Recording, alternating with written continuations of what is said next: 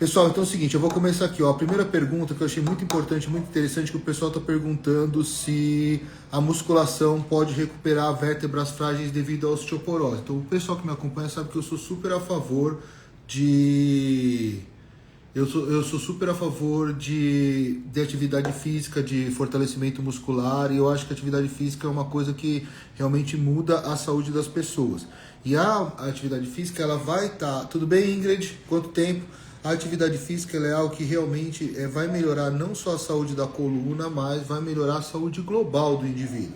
Então, sim, fazer atividade física é extremamente gratificante, confortável, é algo que faz muito bem para a saúde. A questão da pergunta em si é em relação à recuperação das vértebras frágeis para a osteoporose. Eu diria que não. A musculação ela vai prevenir a osteoporose. O tratamento medicamentoso precoce com reposição de cálcio, reposição de vitamina D, medicações como alendronato, que são drogas absortivas, esse tipo de medicação ele vai sim evitar a osteoporose. Junto com a atividade física, você vai ter uma proteção dessas vértebras, você vai ter uma proteção dessa massa óssea. Tá? Então sim, a gente consegue uma proteção de massa óssea. Recuperar vértebras doentes, não.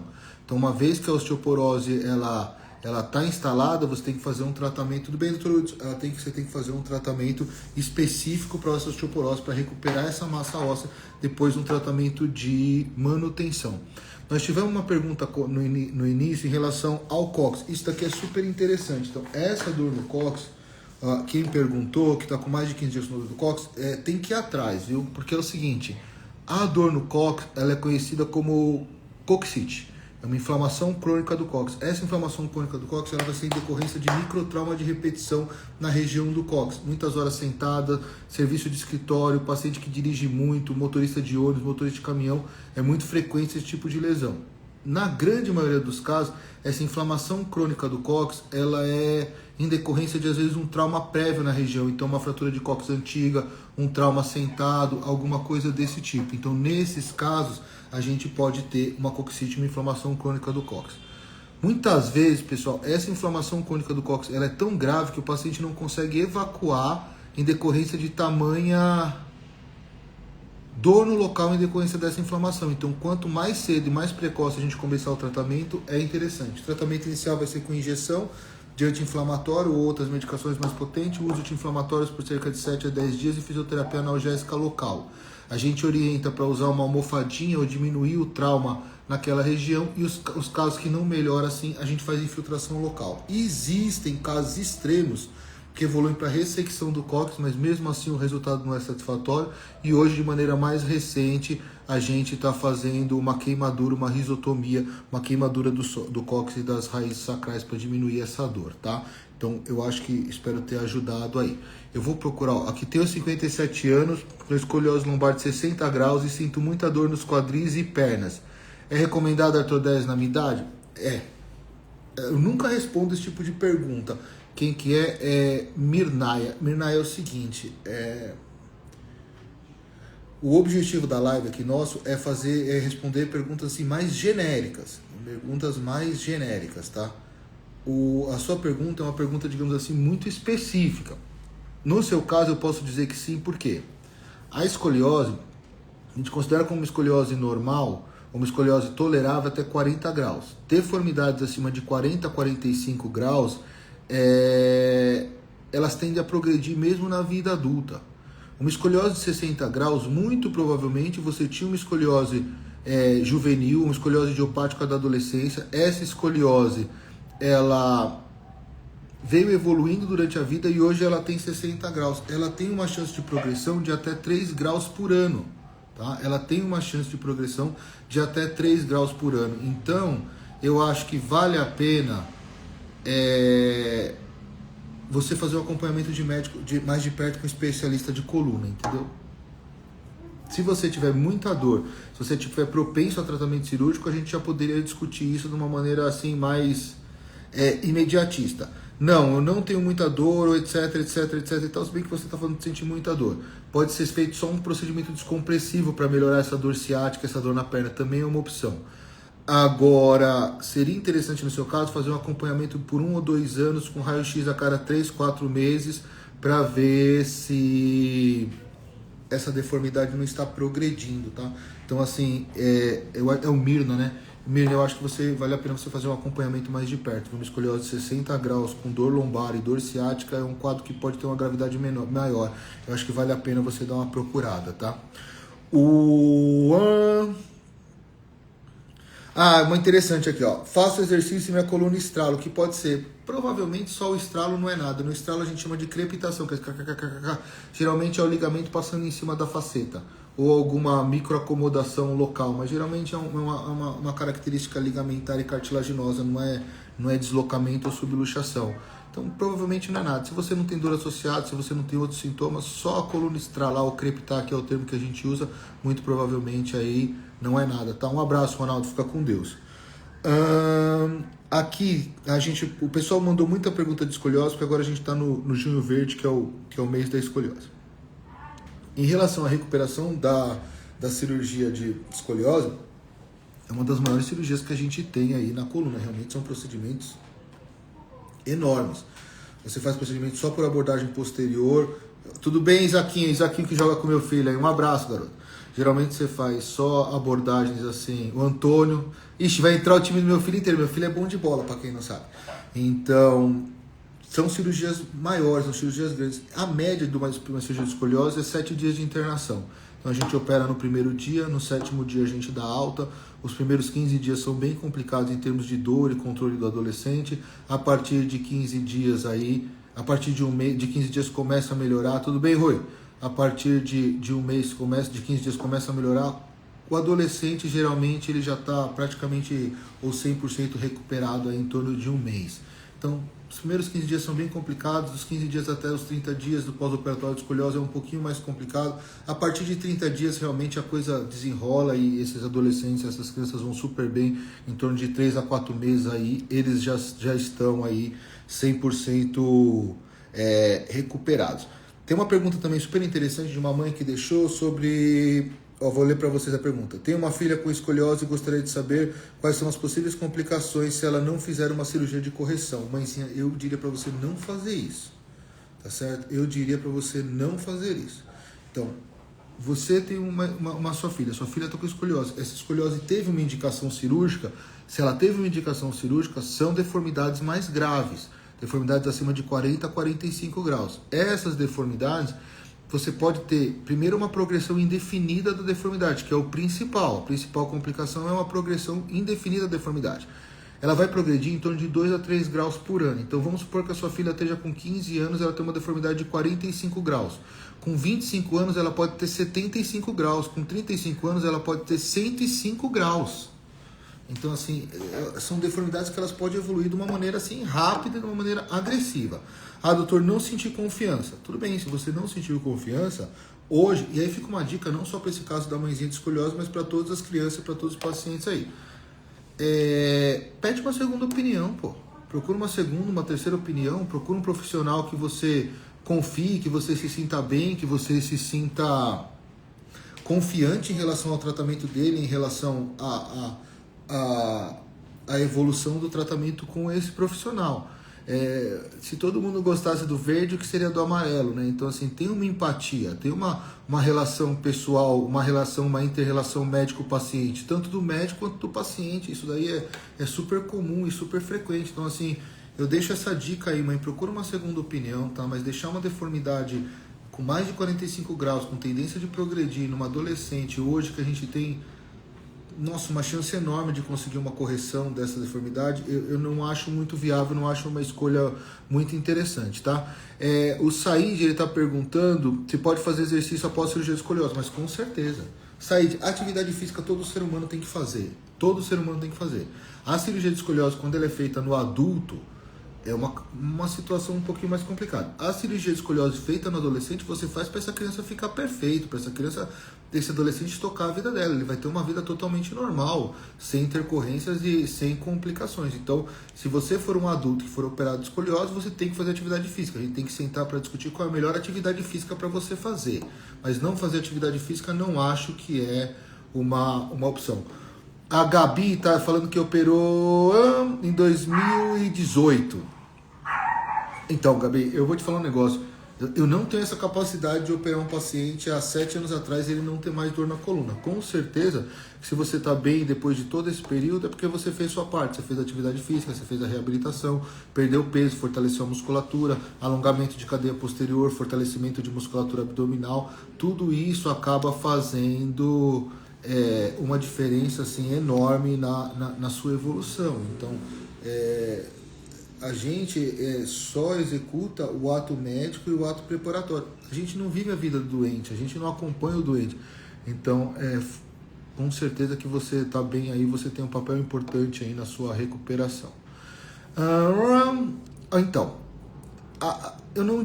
o problema da artrodese é o seguinte, respondendo aqui a palavra da Mirna, essa artrodese pode sobrecarregar o quadril. A cirurgia de artrodese é uma cirurgia que você vai fazer uma fusão de uma vértebra sobre a outra. Então, você vai fundir uma vértebra com a outra. Você pode fazer isso por via posterior só por trás, por via anterior só pela frente, através da barriga ou do tórax, ou por via combinada, que é o que a gente geralmente faz por via posterior mais anterior, para você ter uma fusão de uma vértebra na outra. Quando você funde uma vértebra na outra, automaticamente você sobrecarrega o nível de cima, você sobrecarrega o nível de baixo. Automaticamente você sobrecarrega o nível de cima, você sobrecarrega o nível de baixo. Se você fizer uma cirurgia de artrodese baixa, L4, L5, S1, por exemplo, ou L5, S1, ela vai sobrecarregar o nível de cima, que é L3, L4, ela vai sobrecarregar o nível de baixo, que são as articulações sacroiliacas, que é a região da bacia. Então, uma cirurgia de artrodese realizada nos níveis de L4, L5, S1, sim, pode sobrecarregar os quadris e a região lombar. Isso daí realmente acontece. Aqui o Said está complementando, hoje tem 27 anos e abandonou o tratamento. Então, Said, a questão é o seguinte, é saber qual é o grau. A escoliose, ela vai progredir, a escoliose idiopática do adolescente, ela tende a progredir durante os estirões de crescimento, da infância e da adolescente. Terminou o estirão de crescimento, terminou a fase de maturação esquelética, se a deformidade for menor que 40 a 45 graus, não vai progredir. O problema está, entre aspas, resolvido, a biomecânica vai se manter. Nos casos em que termina a adolescência ou a fase da adolescência, essa escoliose está com mais de 40 a 45 graus, aí tem indicação cirúrgica. Então pergunta para o seu sobrinho qual é o grau que ele tem. Se ele tivesse uma escoliose de baixo grau, 10, 12, 15, até 20 graus, você nem orienta nada. Se ele tiver uma escoliose maior que 20 graus, você fala, dá uma procuradinha, procura um especialista, dá uma olhada, às vezes você vai ajudar ele. Obrigado. Então, eu nem tenho o livro aqui, sabia? Eu ia trazer, eu ia pegar um para mostrar pro pessoal, acabei que os meus exemplares que eu tinha para vender estão quase acabando, a gente já está trabalhando na segunda edição, é Como Vencer na Vida Sendo Apenas Você. Quem quiser dar um Google, Como Vencer na Vida Sendo Apenas Você, é fácil de achar, tem na Amazon e tem cópia física, e a gente já está trabalhando aí na impressão aí da segunda edição pro pessoal, tá? Mas obrigado pela leitura, tá? Já que a gente está falando de escoliose, depois a gente aborda outros temas mais degenerativos, é fundamental que vocês olhem os seus filhos adolescentes. É fundamental que vocês olhem o seu filho adolescente. Então, tem uma criança ou um adolescente, ou se até você tiver curiosidade, fica de costas, pede para alguém olhar você de costas. A gente tem que ter a altura dos ombros equilibradas. Esse ossinho aqui, ó, que fica saliente aqui, eles têm que estar na mesma altura. A prega da nádega tem que estar equilibrada. E quando você olha de costas, essa linha feita entre o tronco e o braço, ele forma como se fosse um triângulo. Ele tem que estar igual. Tudo bem, Reginaldo? Boa noite, boa noite. Então, vamos lá. A altura dos ombros, preguinha na frente, a altura das mamas, a altura do glúteo, inclinação da pelve, alguma simetria entre um lado e outro, alguma simetria entre os braços e os troncos. São coisas aí que você consegue ver e responder de uma maneira mais efetiva. Aí a gente está perguntando a diferença entre artrodese e hernia de disco e reposição do disco. São dois procedimentos para doenças degenerativas mais graves. A Ingrid sabe que ela é minha paciente, ela é super estudada, super gente fina, quem quiser segue ela. Pega o link dela e segue ela, que tem muita coisa boa na página dela. Então, é o seguinte, as cirurgias para doenças degenerativas mais graves, elas podem ser dissectomia, que você vai fazer só a retirada do disco para descomprimir aquela estrutura. Você pode fazer cirurgias de fusão de osso de uma vértebra sobre a outra, são cirurgias de artrodese, ou hoje, de uma maneira mais moderna e mais recente, a gente faz cirurgias de artroplastia, que são próteses de disco. Você tira aquele disco doente e substitui esse disco por um disco novo. Então, se a gente for imaginar aqui,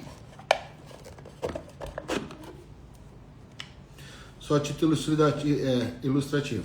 Eu tenho uma coluninha, uma vértebra em cima da outra, as articulações, o disco aqui no meio, certo? Tranquilo. Aqui eu teria uma hérnia de disco, para quem não sabe o que é. É um disco que explodiu, o núcleo gelatinoso desse disco sai e comprime as estruturas atrás.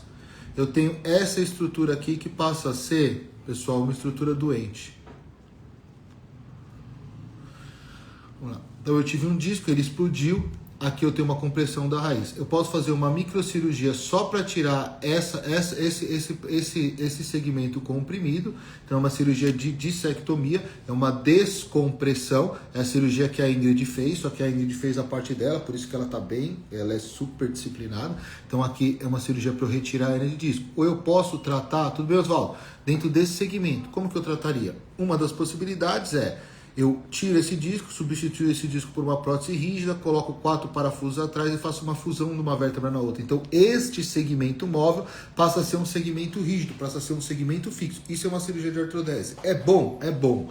Evolui bem? Evolui bem. Melhora a dor? Melhora a dor. É excelente? Maravilhoso? Na grande maioria das vezes, infelizmente, não. Porque a longo prazo você vai ter uma sobrecarga do nível de cima, como a gente falou anteriormente, você vai ter uma sobrecarga do nível de baixo, e essa sobrecarga pode desencadear uma dor residual. Ponto, tranquilo. A cirurgia de artroplastia é o contrário. Então a gente costuma dizer que a cirurgia de artrodese é recauchutar o pneu, é cobrir o sol com a peneira. Não é o caso da cirurgia de artroplastia. Na cirurgia de artroplastia, você tira aquele disco doente e substitui esse disco doente por um disco artificial. Tá, André, e como que funciona esse disco artificial? Igual um disco normal. Então, eu troco uma estrutura por uma estrutura anatomicamente igual. Então, claro que entre aspas, obviamente, mas entre aspas, a cirurgia de troca do disco, a cirurgia de artroplastia é a cura da doença. Você tira o disco doente, substitui esse disco doente por um disco novo. A evolução é excelente, mas ela geralmente é feita em pacientes mais jovens. É um dos procedimentos que eu tenho o maior prazer em fazer, tanto na coluna cervical quanto na coluna lombar. Realmente é algo que é extremamente prazeroso para mim. Então, aqui a Lúcia Victati, ela está falando de... Com certeza, Lúcia, me dá um ok se eu entendi certo. Mas eu acho que você está falando de uma espondilolistese de L4 sobre L5. Eu acho que é isso que você quis dizer, eu vou responder assim. Então, é o seguinte. A espondilolistese, o nome é super feio, né? Espondilolistese. Mas do grego, espondilo é vértebra e listese é escorregamento. Então, ele quer dizer um escorregamento entre as vértebras. Espondilolistese é um escorregamento entre as vértebras. Tem várias causas, pode ser degenerativa, pode ser isquema, pode ser traumática, pode ser idiopática, pode ser por tumor, mas você vai ter um escorregamento de uma vértebra sobre a outra. Isso daí vai causar dor em decorrência da instabilidade, Lúcia. Então, às vezes é o seguinte, cada pequeno movimento, pum, pinça, pequeno movimento, pinça. Paciente que espondilolistese, às vezes chega a desenvolver síndrome do pânico porque ele não sabe quando ele vai travar. Às vezes o movimento vai descer do carro, pum, trava, é 15 dias de dor, medicamento, pronto-socorro. Na espondilolistese, a gente tem vários critérios que vão determinar, tudo bem, Mara? Que vão determinar se esse paciente é cirúrgico ou não. Os principais é dor intratável e déficit neurológico progressivo. Dor intratável e déficit neurológico progressivo. Deformidades maior que 50% assintomáticos na criança, maior que 75% da vértebra de escorregamento assintomáticos no adulto, tem indicação absoluta de tratamento cirúrgico. Dor intratável, déficit neurológico, escorregamento maior que 50% assintomáticos em criança, escorregamento maior que 75% assintomáticos em adulto, dor crônica por mais de 90 dias sem melhora com tratamento conservador, são todas excelentes indicações de tratamento cirúrgico. A pergunta que você me falou em relação ao tratamento cirúrgico tem que ser analisado cada caso, entendeu? A gente tem que sentar, discutir, ver o seu caso, ver o que é, ver o que não é. Mas a atividade física é mandatória. Ou você faz antes, ou você faz depois. Mas a atividade física, como a gente estava falando no começo, ela tem que fazer parte aí da vida aí de todos os indivíduos. Quando a gente fala de atividade física, para a gente resumir aqui, quando a gente fala de atividade física e patologias da coluna, veja bem, quando a gente fala de atividade física e patologia da coluna, eu gosto de deixar 3 observações. Musculação, tá? Que é o comum. Sem peso e muita repetição, sem dor na execução do movimento e preferência para treinos em circuito. Eu tenho problema na coluna, posso fazer academia? Nossa, a gente recebe essa pergunta todo dia. Sem peso, pouco peso e muita repetição, sem dor na execução do exercício e treinos em circuito. Isso é o principal, tá? Então, como que a coisa funciona? Pouco peso e muita repetição é algo intuitivo. Você vai diminuir sua carga para aumentar o número de repetições, tranquilo. Sem dor na execução do exercício talvez seja o mais importante. Por quê? Quando a gente fala de dor, a gente tem a dor crônica, a gente tem a dor em decorrência de doença, mas a gente tem um mecanismo de dor muito importante que é um mecanismo de defesa. Então eu chego lá, coloco minha mão no fogo, ela queima, eu tiro.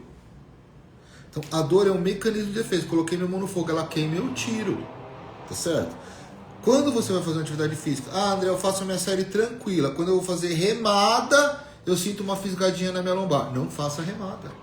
Essa dor é um mecanismo de defesa. Ela está dizendo para você, a remada causa dor. A remada, você pôs a mão no fogo e queimou. Pouco peso e muita repetição, sem dor na execução do exercício e preferência para treinos em circuito. Quando a gente vai falar com educador físico, a gente está falando de resultado, a gente ouve muito isso nas academias hoje. Quando a gente fala de resultado, basicamente a gente está falando de estética. Quando a gente fala de resultado e de estética, os treinos mais padrão, por assim dizer, você vai fazer, por exemplo, segunda, peito e tríceps, terça, costas e bíceps. Não, segunda, terça e tríceps, depois costas e bíceps, depois perna e ombro, porque você tem que dar 48 horas entre um grupo muscular e outro para ele se regenerar e hipertrofiar. Isso é verdade? Sim, é verdade. Quando a gente fala de saúde, a gente prefere treinos em circuito. Então você vai começar com lá, bicicleta, transpor, esteira. Vai para o colchonete, alongamento, abdominal, exercícios isométricos que nem prancha. Você vai fazer um de peito, um de costas, um de bíceps, um de tríceps, um de ombro, vai para glúteo. Então você vai fazendo um circuito naquela atividade física para tentar trabalhar todos os grupos musculares e dessa forma aí você conseguir uma recuperação mais efetiva da dor e você conseguir uma qualidade aí mais interessante em termos de saúde. Boa noite, Marcelo, tudo bem? Então, a gente diria que é mais ou menos em relação a isso. Outra coisa, essa pergunta que chegou é muito boa. É verdade que a maioria dos casos de hérnia de disco não é cirúrgico? Aqui a gente tem que parar para fazer uma divisão. Primeiro, o que realmente é hérnia de disco e o que se diz como hérnia de disco. Então, hérnia de disco é um termo genérico que a gente usa para todas as doenças do disco. Então, todas as doenças do disco a gente chama de hérnia de disco. Mas a gente vai ter a ruptura interna de ano, que é uma lesão inicial que vai causar mais dor lombar. A gente vai ter as protusões, que são abaulamentos daquela estrutura, que é o disco. A gente vai ter a hérnia de disco propriamente dita, que é o disco, é uma membrana dura, um núcleo cariogelatinoso, que é uma estrutura anatomicamente como essa, que explodiu e o conteúdo vaso e comprime uma estrutura neurológica. E a gente vai ter outras lesões degenerativas em que esse disco vai degenerando, vai diminuindo de tamanho e você vai tendo uma instabilidade e outras consequências. Então, as doenças do disco, que são várias, comumente elas são chamadas de hérnia de disco. Na prática clínica, 3 a 5% dos casos de discopatia, dos casos de doença do disco são cirúrgicos. 95 a 97% conseguem ser tratados de maneira conservadora, de maneira não cirúrgica. Esse tratamento, tudo bem, eu já vi seu marido aqui. Esse tratamento não cirúrgico, ele vai incluir perda de peso, atividade física regular, fortalecimento de musculatura abdominal e de core, fortalecimento de outras estruturas da coluna, alongamento de cadeia posterior das pernas, atividade física regular de baixo impacto, uso de medicações por longos períodos, neuromodulação da dor através de controle da ansiedade. A gente passa por uma fase intermediária de bloqueio, infiltração e risotomia, que são queimaduras de nervos sensitivos para tirar a dor local, e no final a gente chega nos tratamentos cirúrgicos. Então, a resposta para essa pergunta: é verdade que a maioria dos casos de hérnia de disco não é cirúrgica? A resposta é sim. A maioria dos casos de hérnia de disco não são cirúrgicos. Por outro lado, eu costumo falar para os meus alunos que os casos que são cirúrgicos são realmente cirúrgicos. Os casos que não são cirúrgicos, você pode tentar um tratamento conservador. Os casos graves, que são realmente cirúrgicos, são cirúrgicos e devem ser operados de uma maneira mais precoce. Por quê? Porque se você não operar, esse paciente pode desenvolver uma lesão neurológica, perda de força, perda de movimento, perda de sensibilidade, alteração de marcha, alteração de equilíbrio. Então, assim, tem muitos problemas que um retardo no tratamento cirúrgico pode evoluir, e o pior deles seria a dor crônica complexa e intratável. Então, procurem um atendimento médico de maneira precoce, entendam qual é a doença de vocês, estudem a respeito, procurem uma segunda opinião, procurem um segundo ou terceiro profissional, escolham aqueles que você se sente seguro e aí você segue aquele caminho. A Adelaide, ela está dizendo, fiz cirurgia, mas continuo tendo dor, faço pilates e hidroginástica. Adelaide, primeira coisa, você fez cirurgia e você faz pilates e hidroginástica. Então, de antemão, eu já tenho que te falar assim, parabéns, você merece ser tratado e merece toda a atenção do mundo, porque você procurou um atendimento médico, você submeteu um procedimento indicado por um profissional e você está fazendo a reabilitação e atividade física posterior. Você está de parabéns, a sua parte está feita.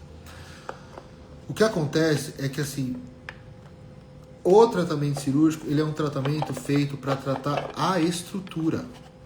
O tratamento cirúrgico é um tratamento feito para tratar a estrutura. O tratamento cirúrgico, ele é um tratamento feito para evitar uma lesão neurológica, para evitar um problema mais grave. Eu vou fazer uma analogia simples aqui. Eu tenho uma ponte. Essa ponte, ela está desabando, ela vai desabar. Se ela cair, não sobra nada. Se ela cair, vai virar um monte de entulho. Eu perdi a ponte. Então eu tenho que fazer uma correção dessa ponte. Eu vou colocar ferro, eu vou colocar viga, eu vou colocar cimento, eu vou resolver a ponte. Ótimo. Então eu tinha uma hernia de disco, eu tinha uma doença grave, eu podia perder minhas pernas, eu operei e eu refiz a ponte.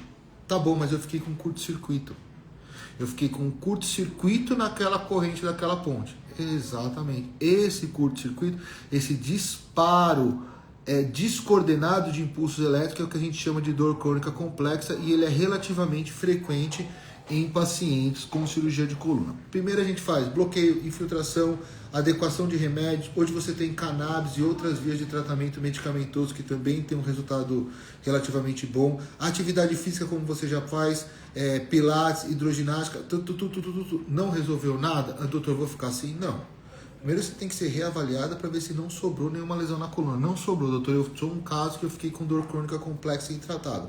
Se você ficou com dor crônica complexa e intratável, hoje a gente tem tratamentos absurdamente modernos para dor crônica que a gente chama de neuromodulação. É um chip que você instala na coluna, ou na coluna cervical, ou na torácica, ou na lombar, ou na intersecção tóraco-lombar, ou algumas vezes em glândulos e outras regiões, para neuromodular o funcionamento da medula. Então, se o seu caso é um caso de dor crônica complexa, se o seu caso é um caso de fail back syndrome, que é uma cirurgia de coluna que falhou, você não está perdido o seu caso, ele tem solução. A gente consegue colocar um chip, esse chip vai cortar a dor, esse chip vai melhorar a função, esse chip vai, você tem uma raiz, um pé caído, um pé mais fraco, a gente consegue neuromodular para aumentar a amplitude de movimento, para aumentar a força daquela estrutura. Então, hoje, nos grandes centros e nos centros de excelência, você consegue sim alternativas mesmo nos casos mais graves. Então, eu acho que vale a pena aí você procurar uma segunda opinião, tá? Uma outra pergunta que a gente tem aqui é sobre bico de papagaio. Eu adoro responder essa pergunta, que eu acho super interessante. Então, assim, gente, veja só.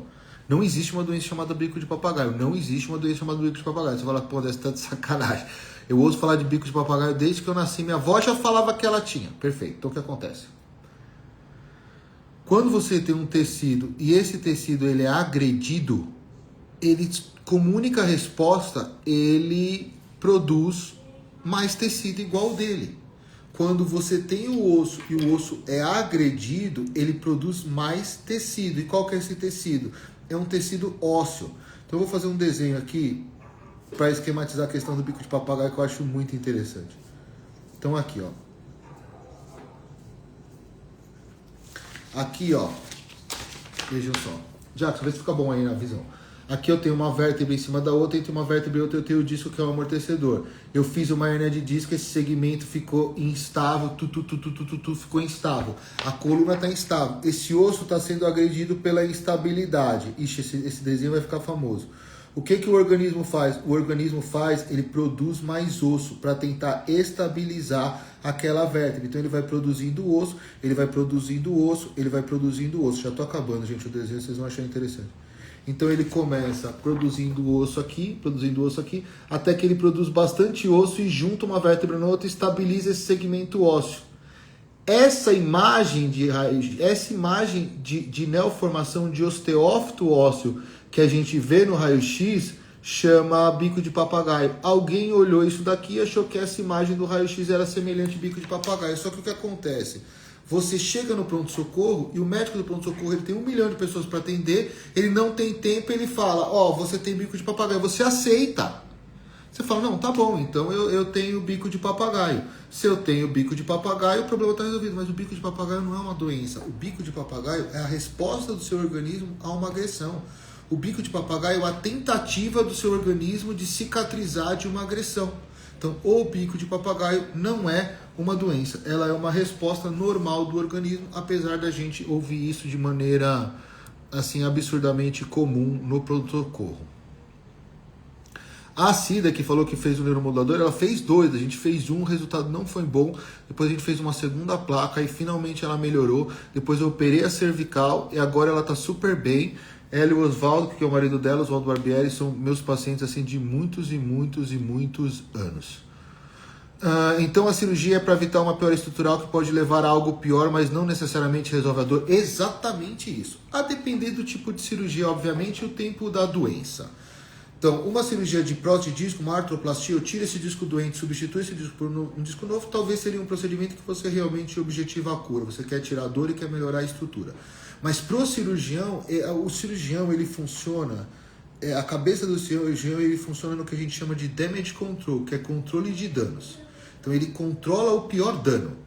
Então o pior dano é a perda da estrutura, o pior dano é o paciente paraplégico, o pior dano é o paciente tetraplégico, o pior dano é o paciente que não sente da cintura para baixo. O objetivo é resolver isso. Quando a gente salva a função, o que vem acima disso para a gente, para o médico, para o cirurgião, é lucro. Nem sempre é a realidade para o paciente, que fica frustrado. Eu entendo perfeitamente, tenho uma total empatia, me coloco no lugar de vocês e brigo até o fim. Mas eu acho que você entendeu, Said? Às vezes a sua cirurgia, para você não ficou boa, mas para os critérios médicos foi bom porque a gente conseguiu salvar uma estrutura que é uma estrutura muito nobre aí. Tenho hernia de disco e espondilite. Gostaria de saber se o bloqueio é aconselhável para melhorar a dor. Ô Cida, é o seguinte, eu costumo falar que o bloqueio é uma coisa assim, mal não faz. Eu costumo ver como uma terapia extremamente eficiente, extremamente útil em vários critérios, inclusive no convencimento de tratamento cirúrgico. Então, você vai aqui, você tem aqui, vou te dar um exemplo, ó. Vou te dar um exemplo na prática. Espera aí, só um segundo.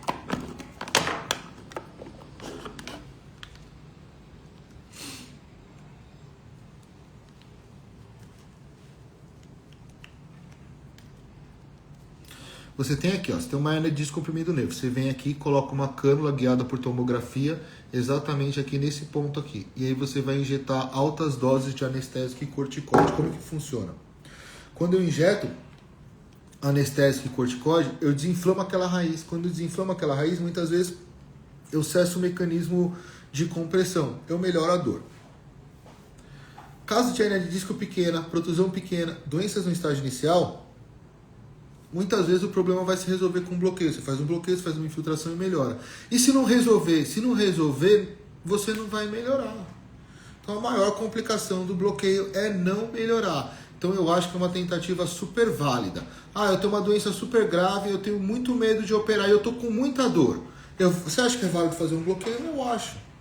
Doutor André, eu fiz um bloqueio e eu melhorei por 21 dias. E depois a dor começou a voltar. Só que quando ela começar a voltar, você vai falar assim, não.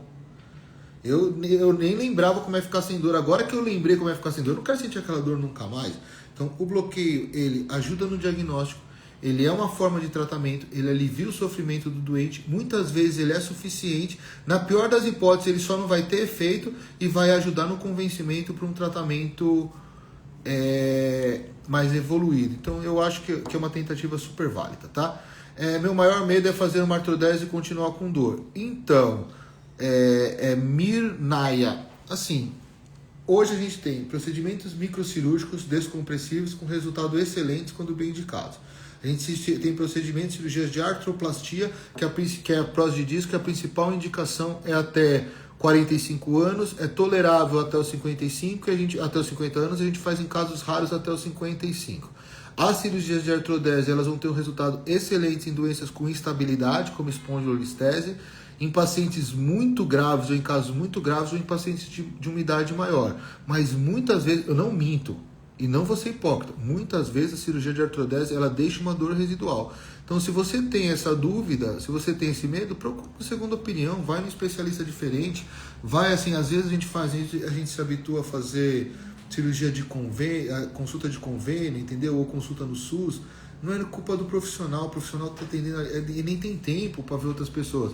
Às vezes vale a pena fazer um investimento numa consulta particular, não pelo profissional, para você ter mais tempo, para você conseguir pegar aquele profissional por uma hora, tirar suas dúvidas, pedir para ele desenhar, mostrar, e aí talvez você vai descobrir que a artrodese nem é uma boa indicação para o seu caso e você está evitando ou postergando um tratamento cirúrgico tendo uma opção, ou que realmente aquilo vai ser bom para você e pode ser que seja bom, tá? Então eu acho que isso daí é uma coisa legal.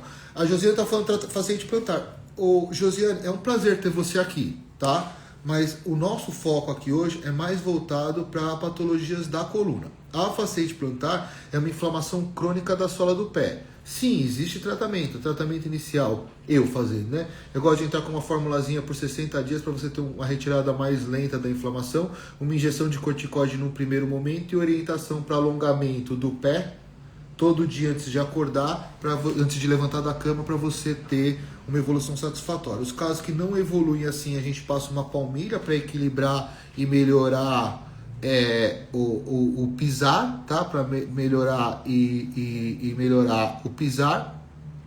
E em muitos casos a gente faz infiltração que não responde aos tratamentos habituais.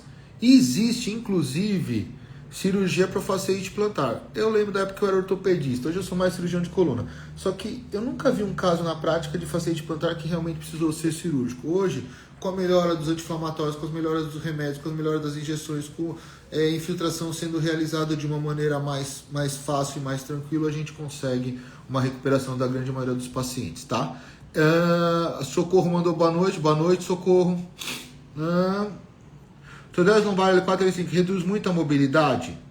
Mais uma dúvida. A artroplastia tocando o disco, a incisão é feita pela barriga? Sim. A incisão é feita pela barriga. Então a gente faz assim.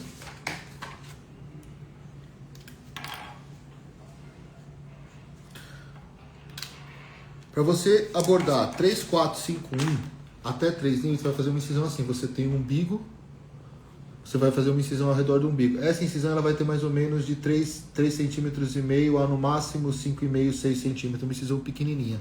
Você entra pela barriga aqui na frente, você afasta a musculatura, você vai entrar aqui lateral, aqui meio na lateral da barriga. O meu umbigo está centrado aqui, você vai entrar mais ou menos aqui, tá? Mas o meu umbigo está mais aqui embaixo, não é só para ficar na cama. Então você vai entrar aqui, está centrado, você vai entrar mais ou menos aqui. Você libera a poneurose de 2 músculos, você vai ter o peritônio, que é aquele saco, aquela camada, aquele plástico que envolve o intestino. Você tira toda a cavidade abdominal e você vai abordar a coluna aqui de uma maneira oblíqua. Então, Lutz, a abordagem pela frente ela é absurdamente minimamente invasiva, porque o minimamente invasivo não é o tamanho da incisão. O minimamente invasivo é a menor agressão tecidual para se atingir um objetivo cirúrgico. Neste caso que eu estou te falando, de tecido vivo, entre aspas, você só vai abrir a pele. A poneurose é um tecido praticamente não inervado. Então eu corto a pele, eu abro a poneurose, que é um tecido sem inervação, eu afasto as estruturas, eu chego na coluna sem cortar nada praticamente. Então, quando a gente fala de cirurgia pela barriga, é uma coisa que no momento inicial ela é meio esquisito para o paciente receber essa informação. Mas são vias de acesso extremamente interessantes e extremamente efetivas e boas de fazer. A cirurgia de artrodese no nível de L4 e L5, é difícil responder para você se ela tira muita mobilidade, mas ela tira. Porque os segmentos mais móveis, assim, a maior parte da mobilidade da coluna lombar, ela vem de L3 e L4 e principalmente de L4, L5 e de L5 S1. Então uma fusão de L4 e L5 ela vai tirar um pouco de mobilidade, sim, principalmente de flexão do tronco. Aí vai depender da sua idade. Se você for uma paciente jovem, a artroplastia é bem interessante. Se você for uma paciente mais de idade, talvez só um procedimento descompressivo, ou em alguns casos a gente precisa fazer artrodese mesmo, assim, não adianta ter medo, entendeu, gente? Tem que fazer.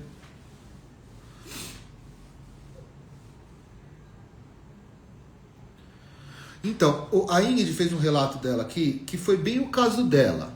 É que eu lembro dela porque depois nós ficamos amigos, né? Ela ficou uma amiga, depois ela passa com a minha mulher, é paciente da minha esposa, então assim, a gente tem uma relação super boa de família. Mas o caso dela era um caso que tinha uma indicação excelente para colocar uma prótese de disco nela. Excelente para colocar uma prótese de disco nela. Mas na conversa, na relação do médico com o paciente, nós achamos em consenso melhor tentar uma microcirurgia, tentar um procedimento minimamente invasivo, uma microcirurgia com uma incisãozinha pequenininha para descomprimir a medula e resolver o problema.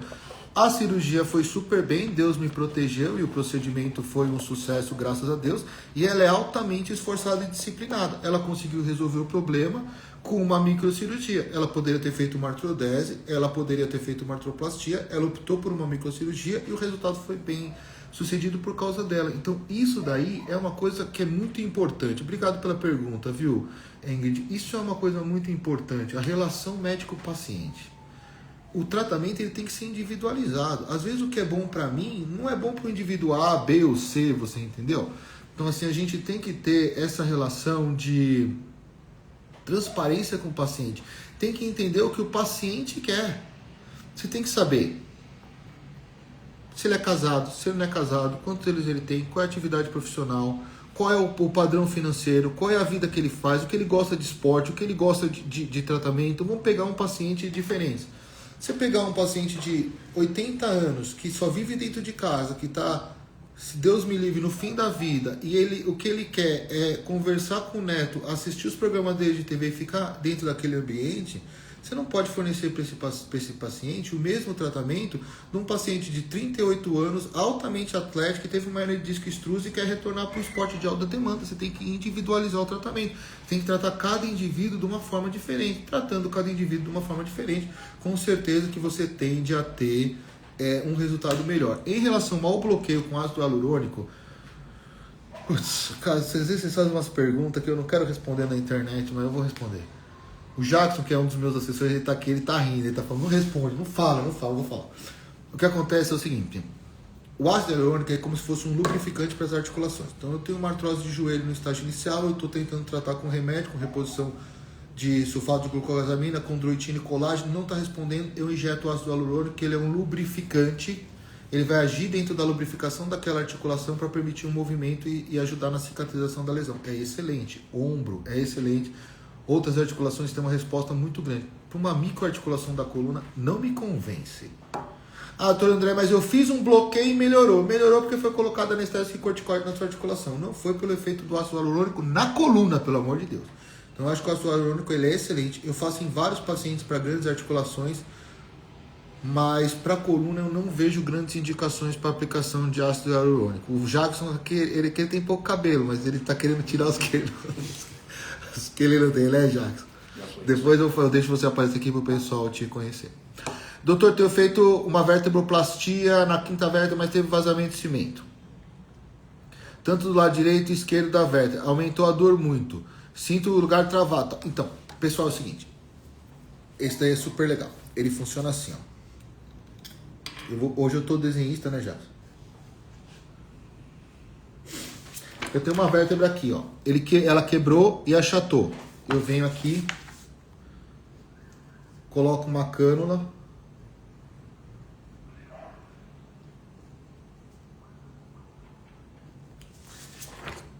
Eu venho aqui, coloco uma cânula, ponho um balão, eu vou insuflando esse balão até criar uma cavidade. Conforme eu vou insuflando o balão, ele vai reduzindo a fratura, ele vai corrigindo a fratura. Depois que ele corrige a fratura, você injeta cimento para preencher esse espaço. Esse procedimento chama cifoplastia. É altamente seguro, tem um resultado excelente, estabiliza a coluna, estabiliza a fratura. A gente faz em tumor, a gente faz em vértebra osteoporótica, a gente faz em fratura patológica, a gente faz em fratura aguda. É excelente. Excelente, excelente, excelente. O que acontece? A vertebroplastia é diferente. A vertebroplastia eu coloco a cânula, eu injeto cimento, mas eu não tenho balão para aumentar a cavidade. O convênio só quer liberar a vertebroplastia. Só quer liberar a vertebroplastia. Eu só faço cifoplastia. Eu só faço se tiver balão. O convênio só quer liberar a vertebroplastia. O problema da vertebroplastia é que realmente você tem um risco muito aumentado do extravasamento de cimento.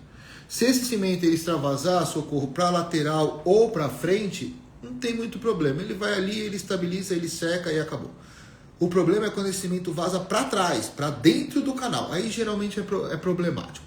Então, no seu caso, eu acho que vale a pena você discutir com o seu médico. Mas se ele extravasou para lateral ou para frente, provavelmente os sintomas do seu não vem da vértebroplastia em si. Às vezes a vértebra ainda está cunhada, às vezes ainda tem outros problemas que você precisa de um outro tratamento. Talvez uma fixação, talvez uma correção de ângulo, talvez uma correção da angulação e do acomodamento da coluna. Mas o extravasamento para lateral ou para frente, ele acontece e isso não é o seu problema, tá? Não sei se eu te ajudei, mas eu acho que vale a pena você discutir com o seu médico que o extravasamento não é o problema. Se tem alguma outra coisa que ele consegue fazer para você para melhorar esse seu quadro, para melhorar esse seu tratamento, tá?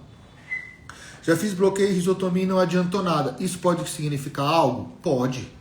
Pode significar exatamente o seguinte: a sua doença ela é tão grave que ela não é resolvida com a aplicação do remédio no local e nem com uma queimadura laser das fibras, das estruturas sensitivas das facetas.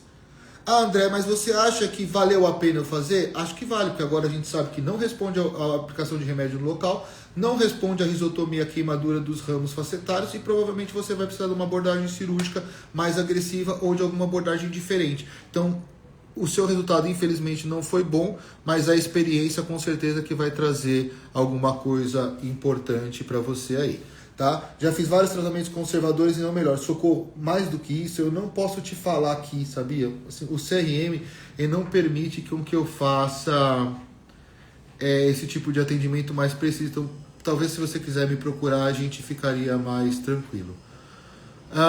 O Alberto, ele tem consulta comigo na sexta-feira próxima. Não, Alberto, fico feliz, bicho. Pode aparecer lá com o maior prazer do mundo, que é sempre um prazer ver você, ver os pacientes, conversar, bater papo. Vamos ver se o nosso Corinthians ganha, né? Vamos ver se o nosso Corinthians ganha na sexta, mas na sexta-feira a gente conversa, tá?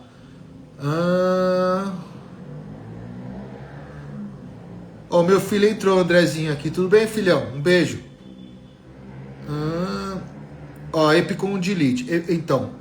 O Artes do é o seguinte: a gente está falando aqui mais de patologias da coluna. Eu sou ortopedista de formação, depois de fazer cirurgia de coluna. Hoje eu só faço cirurgia de coluna há 20 anos que eu só faço cirurgia de coluna. A epicondilite é uma inflamação do cotovelo, você tem a epicondilite lateral e a medial. 99% dos casos a gente faz com tratamento conservador, medicação, fisioterapia, fortalecimento muscular, alongamento, em alguns casos infiltração, geralmente evolui super bem, mas não é da minha especialidade, tá bom? Eu acho que vale a pena você procurar um especialista de ombro e cotovelo para resolver o seu problema aí. O Antônio tá agradecendo aqui. Que bom que você tá bem, viu, Antônio? E aqui, eu quero falar um negócio para vocês, de verdade. Eu vou utilizar aqui o relato do Antônio para falar um negócio para vocês de verdade. O Antônio, o paciente que a gente operou, ele tá super bem e ele disse que teve sorte de operar comigo e eu tive sorte de ser o médico dele. E quando a gente faz uma cirurgia, toda vez que faz uma cirurgia, duas pessoas se transformam. Um é o paciente e um é o cirurgião. Não é fácil operar pessoas, não é prazeroso, não é legal, é uma responsabilidade enorme, uma sobrecarga emocional e psíquica gigante e a maioria dos médicos carregam de uma maneira assim muito desagradável o peso pelos seus erros. Eu queria deixar bem claro para vocês assim que a esmagadora maioria dos meus pacientes está maravilhosamente bem. Eu tenho casos mais ou menos, mas eu também tenho meus casos ruins.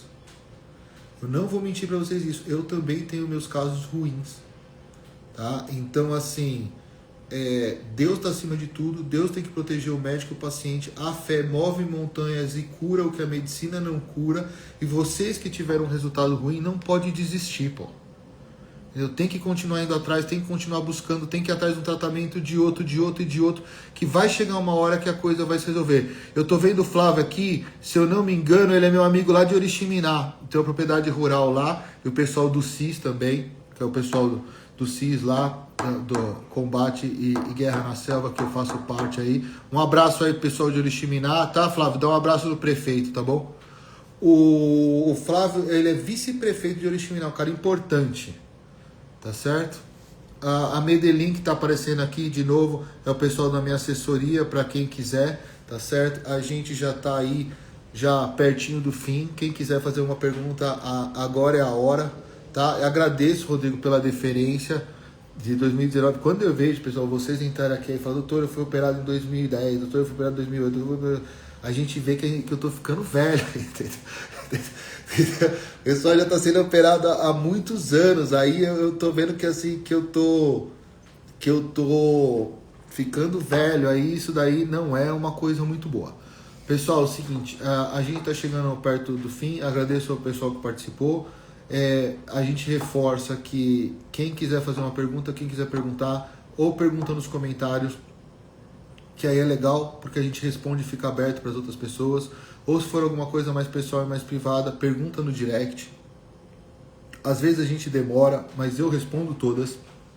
Mesmo que demore, eu respondo todas. Às vezes o pessoal reclama lá, a gente fala, pô, André, você falou que ia responder todas, tudo bem, André? Você falou que ia responder todas e não respondeu a minha. Me desculpa, às vezes são tantas que uma ou outra passa desapercebido. Se a sua passou desapercebido, pergunta de novo. Tá? Doutor André, você teve a live, eu fiz essa pergunta pro senhor, o senhor falou que ia responder todas, não respondeu, eu tô mandando a pergunta de novo. Que a gente realmente faz um esforço enorme aí para responder todo mundo. Tá certo? Pessoal, acho que é isso. Boa noite a todos. Vamos ver se a gente tem uma semana abençoada aí, que só está começando. Amanhã é quarta-feira. Eu vou tirar agora um tempinho com a minha família. E espero que todos fiquem bem. E quem precisar, a gente está aí e a gente está à disposição. Tá bom? Boa noite, pessoal. Obrigado pela presença. E a gente se vê no futuro. Beleza?